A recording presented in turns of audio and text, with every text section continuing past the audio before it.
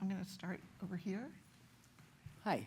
Hi, I'm Luke. I'm a 3L at the law school. And my question to you deals with, we're going to fight about everything nowadays, but there's a big fight going on about how we teach American history and what parts of American history we're teaching. Specifically, there's a large contingent of Christian nationalists who are advocating for a history that's being taught that way, and on one extreme, but also there's others who just want to cut out everything in American history that isn't either white or rich. So my question to you is, do you see yourself as part of that fight against that movement? And if you do, what's the best way to promote a teaching and an understanding of American history that's both expansive, includes everybody, but at the same time is still rooted in history and nuance?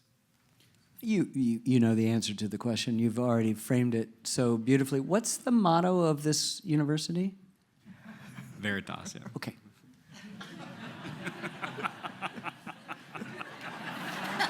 Just tell the truth. Just tell the facts, right? It's more complicated than that. No, we don't want the blood and soil, based. This is why our experiment is so great. It's not based on ancestry. It's based on an idea and a wish, a hope, possibility, pursuit, more perfect. We're in the process of becoming. So all of this stuff, you know what's wrong about that with that stripped down version. But it's all about just calling those balls and strikes. And the fact that there's a struggle, there's always been a struggle to limit it. In fact, we've inherited most of the life of this country, the most superficial version of our revolution you could possibly, and it was just a priori that it was white and Protestant and I wouldn't say rich, but just upwardly mobile. Yes, sir. Thank you. Dwight Hutchins, Kennedy School, 96, Dean's Council now. A big fan of yours. Thank you for your 4+ decades of work. It's just been mind-expanding from day one. Thank you.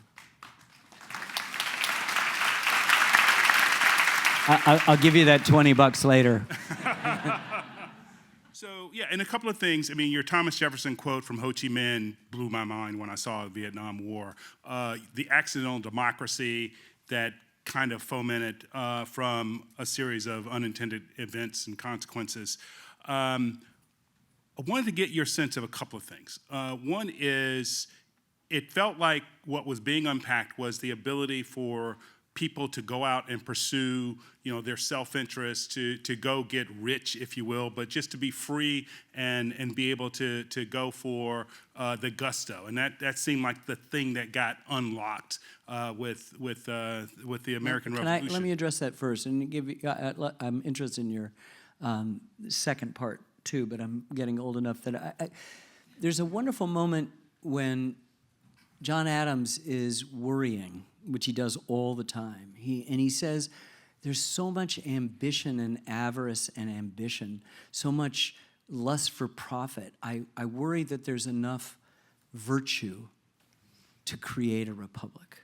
So it wasn't this thing that's morphed into the Horatio Alger get-rich-quick sort of thing. It's about the idea that the pursuit of happiness was not the pursuit of things, but lifelong learning, and that lifelong learning would bring you the virtue that would then make you able to assume the extraordinary responsibility of citizenship. Remember, everybody is a subject before the revolution, and Jefferson has a wonderful phrase after the pursuit of happiness that he says, all experience has shown that mankind are more disposed to suffer while evils are sufferable.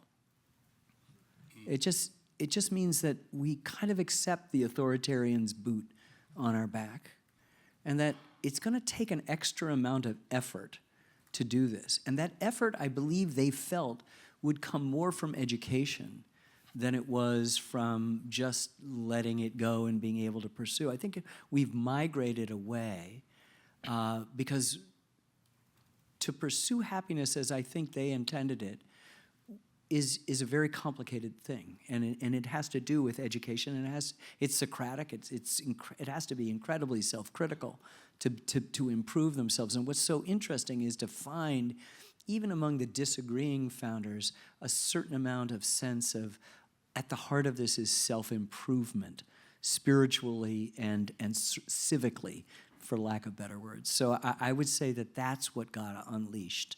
And it has, in some ways, migrated in ways that are less attractive. But look, despite all the pressures on it, our higher education is the envy of the entire world. And we've understood that why we're all here is the pursuit of happiness right now, is just the idea that I could know something a little bit more that would make my life better. I know they're going to give me the hook. So No, you got the second half. No, thank you for that. Second Amendment. I mean, I love how you're able to unpack history and unpack the thinking. A lot of the argument is we needed it to protect ourselves against the British. Others say that it was necessary in order to maintain slavery. Because if you didn't have guns as a constitutional right, there was no way that you could keep your slaves in check. I was wondering where that fit within your narrative, and then before they do pull the hook, the through line too, and I keep a coin with me at all times, 1925, the United States minted a coin to the valor of the soldier of the South and has Stonewall Jackson and Robert E. Lee on it. And so and guess what Fort Hood is named after? Yeah. Yeah, what is the through line there in terms of the thinking and from a cultural standpoint that we're still living with today? Well, I think in the way the first part of your question is how an idea of self-improvement could migrate into other sorts of things. So too, I mean, every town had a militia to guard against Native American attack. I'm sure in the South it's not just Native Americans, but it's slaves. And then, of course, it morphs into the militia that will fight this. And it was very much in the interest of the people who were ratifying the Constitution to also then enshrine some of these liberties. And the First Amendment, we know the three parts of it are so fantastic. What we forget is that they said a well-regulated militia. So I think that you can find the migration of this into the areas that you've talked about to control or maintain slavery or to continue. I mean, Churchill said that the victors write the history, but not in the United States. The Civil War, people responsible for loyal American deaths, like the two men that you just mentioned, are celebrated still to this day. It's really hard to erase that. Most of the work I've done has just been trying to deal that. I'm working on a history of Reconstruction right now, which is, really tough and really sad. And you realize that oligarchy got everything back except legal slavery. Everything back, and even more in some cases. They were still angry and still willing to just kill black people. Right, but your through line of people with property convincing those without to fight for their rights was the one that hit me. Yeah, well, that's, I think it's to Jefferson's credit that he didn't follow Locke and say life, liberty, and property, right? He said life, liberty, and pursuit of happiness. It's got a nice kind of mysteriousness to it, but I don't think it's mysterious. I think it's true, but you're right, and this has always been the struggle in the United States, I think, about property owners. Thank you so much. It's hard to see with the lights, but we have up in the... Oh, I'm sorry, I can't see with the lights. Oh, there you are, Juliet. Hi, my name is Bernard Ho. I'm a student here at the Kennedy School. Thank you so much for your time and for the work that you do. I think in this era of divisiveness and identity politics, it seems to me that the definition or the meaning of quote-unquote American is constantly being renegotiated.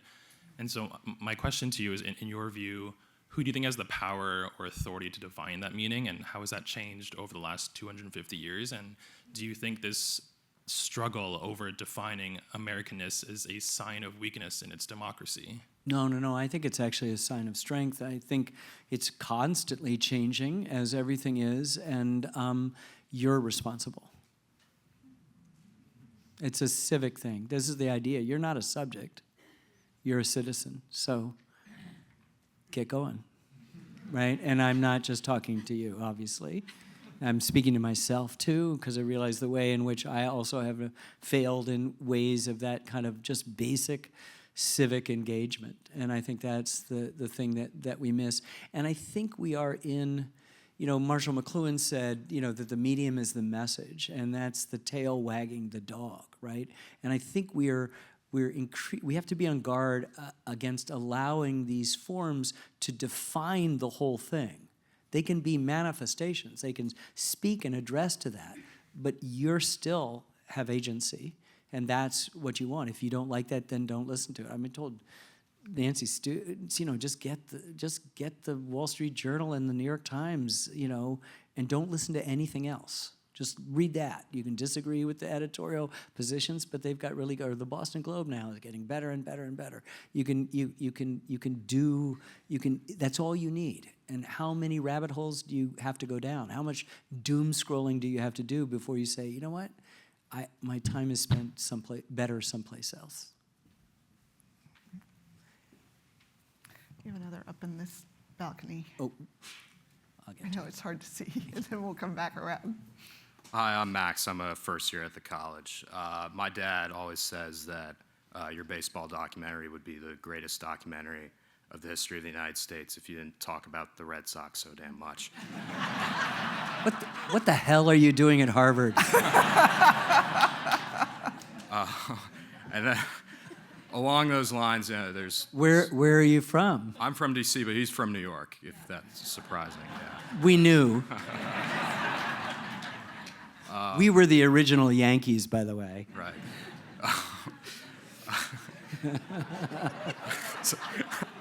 You were just Knickerbockers, for crying out loud. That's true, that's true. Along those lines, for each documentary there's so much history and only so much time to cover it. How do you decide whose stories get to be told and whose don't? Yeah, that's the central thing, and I think Sarah and I talk about this all the time, that you would presume that making a film like this would be additive, like you're building a house, right? But it's actually subtractive. We collect 500 hours of material to get down to 12. People say, oh, nobody does long form. Everybody does long form. You do long form, you binge, you watch. All the meaning that means anything to us accrues in duration that have benefited from our sustained attention. And so it's okay to do YouTube. It's okay to do these distracting short things that are supposedly eroding our attention, because we'll come back to that. And I think that for us, the material itself, rather than impose on the material a particular view or a particular idea, what was your conception when you started this? And we go, nothing, just learning about it. And so we have 200 individual people, 250, 150 different people. We have, most of them are completely unknown to us before we began, and I imagine to you as well, if you've had a chance to see the series. And you begin to make decisions that this person, this teenager from Connecticut, Joseph Plum Martin, is going to stand in for a lot of other people. But you do this really late in the process. You keep a lot more people going and into it. And you try to tell as many stories as you possibly can. The metaphor that I use is of, going out into the orchard and just bringing back whatever your apron can hold of things. And that's all you're going to be able to tell, but it becomes representative of the whole orchard. And you have to imagine that. It's not an encyclopedia. It's not a dictionary.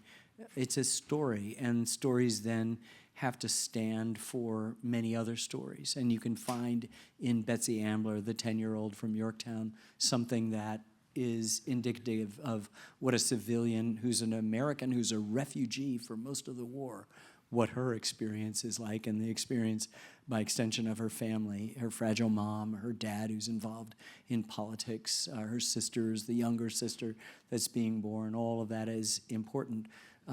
Focusing, I made a film on Benjamin Franklin a few years ago, so Franklin is, arguably right up there with Washington in importance for the success of the country because of his ability to get the French aid. But I didn't feel like we had to do as much of him in this film as before. So sometimes it's just a kind of accidental, subjective thing. If I hadn't done the Benjamin Franklin film a few years ago, I think he would have been a much more central character in the Revolution.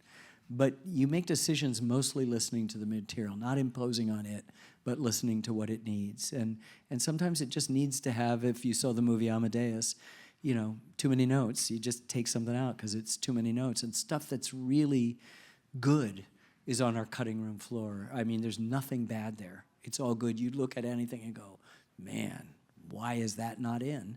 And we could tell you that that scene was destabilizing with all those component parts. And by taking out that little component part, it made it better.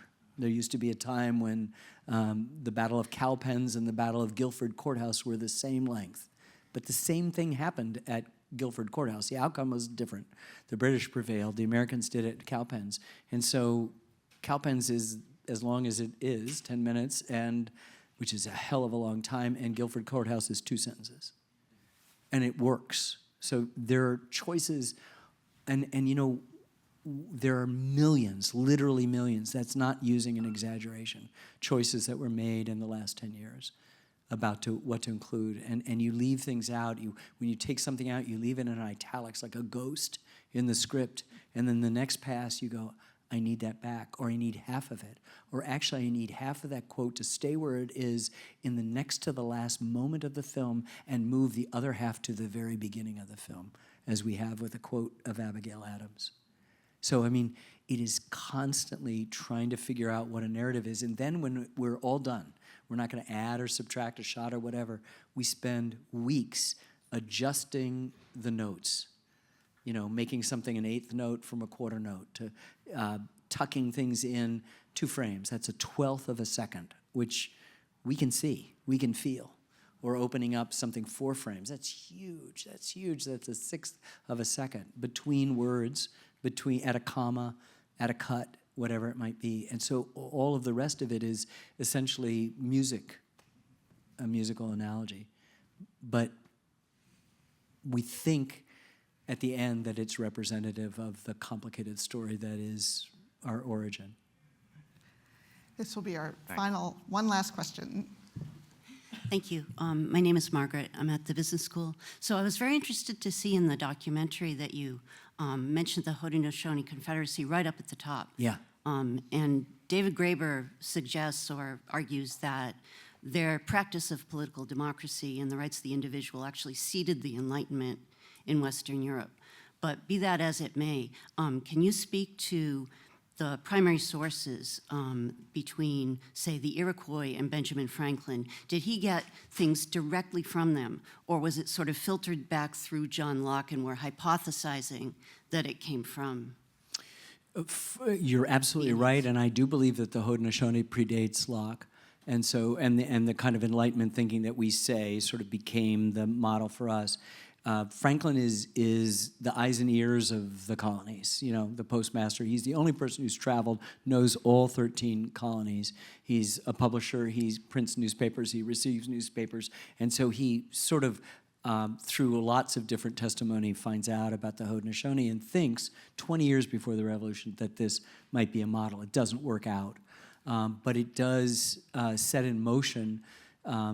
I don't even know if it's fair to say set in motion. It just becomes indicative. And for us, it had been in the interior of our film, and I moved it to the front because I thought it was really important that this prize of North America means land, and it's so interesting that one of the great casualties of the American Revolution, I mean, the losers are Native Americans, you know, then women, black people, the French. The English actually do pretty well out of the whole deal, and the white patriots, males, are the winners, right? But the Haudenosaunee is destroyed by the Sullivan Campaign and other instances where some of the eastern tribes, this is the Seneca, Cayuga, Onondaga, Tuscarora, Oneida, and Mohawks, all distinct peoples. And they're moving sort of from the Great Lakes into New England and up. And the Oneidans end up being, in many cases, integrated and intermarrying and assimilated into colonial and then revolutionary culture, and often side in their battles between teams and tribes on both sides of this that end up destroying the Haudenosaunee. And I don't think when I moved it to the front, I was hoping to pair it with the ultimate tragedy, but I thought it was interesting to see that this idea is not just Western, this idea of union, that this idea that you could have a confederacy that would be on a world scene, as I was saying, economically and strategically and diplomatically and militarily for centuries, and sort of still just position them as a kind of, as Michael Wittgen says in our film, kind of those woo-woo living in harmony with nature, but kind of world traders and who want, as he says, the good things in life and have things to trade for the good things that Europeans possess. It's a incredibly fraught dynamic, and I thought it was really important. And one of the reasons why I moved it up is a spokesman for the Six Nations, a person named Kanasatega, says, you know, ours is a powerful confederacy and never fall out one with the other. And the last episode, all the episodes are named after Thomas Paine quotes, you know, the most sacred thing is the last episode, and that's union. And it for me paired really well that this idea of coming together is the better choice that human beings make rather than pulling apart. As we were saying in your class, one of your students brought up that I said in a commencement address down the road that I have had the great privilege for 50 years of making films about the US, but I've also made films about us, all of the intimacy of us and we and our, and all of the majesty and complexity and contradiction and even controversy of the US. And it's a privileged space that I feel so lucky to be involved in and to work with friends and colleagues like Sarah for many, many decades to try to tell these complicated stories. But it's better to be us than them. And in fact, if I've learned anything, there's no them, there's only us. And you see it in the interests of authoritarians to create an enemy. You need to have an enemy in order to promote that agenda. And it's much more complicated to do the hard work on oneself necessary to understand fully what us means. Ken Burns, thank you for your art, your craft, your inspiration.